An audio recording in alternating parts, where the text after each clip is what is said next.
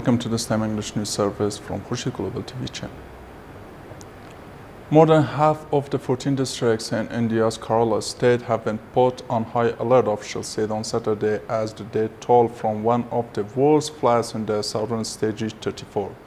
Torrential rains and landslides during India's June-September monsoon season have ravaged farmlands and prompted massive evacuation efforts in Kerala state. Crops on 1,031 hectares have been damaged and 31,000 people have been forced to take shelters in rescue camps, according to the Kerala State Disaster Management Authority's control room in the state capital. Federal Home Minister Rajnath Singh was expected to travel to the state on Sunday to take a stock of the relief and rescue operations, Korean added.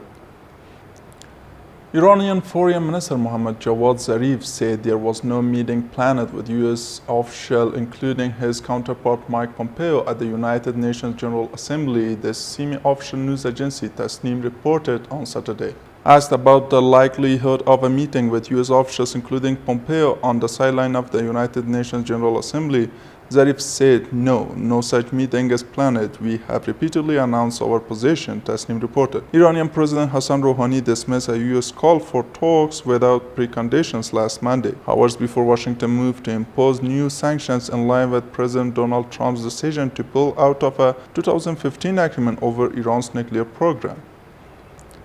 A United Nations Human Rights panel said on Friday that it had received many credible reports that 1 million ethnic Uyghurs in China are held in what resembles a massive internment camp that is shrouded in secrecy. Gay McDowell, a member of the UN Committee on the Elimination of Racial Discrimination, cited estimates that 2 million Uyghurs and Muslim minorities were forced into political camps for indoctrination in the western Xinjiang Autonomous Region. China has said that Xinjiang faces a serious threat from Islamist militants and separatists who plot attacks and stir up tensions between the mostly Muslim Uyghur minority, who call the region home, and the ethnic Han Chinese majority.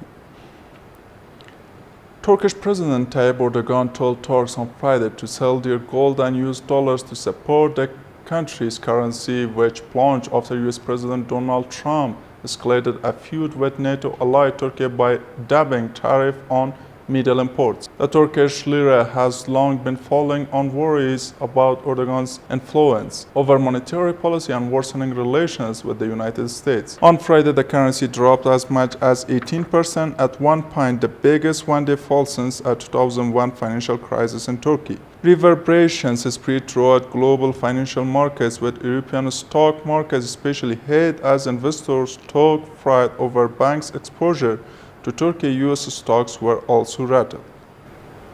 That was all from English news service of KHURSHID Global TV channel. Thank you for watching, guys. Wish you have a good night. Bye.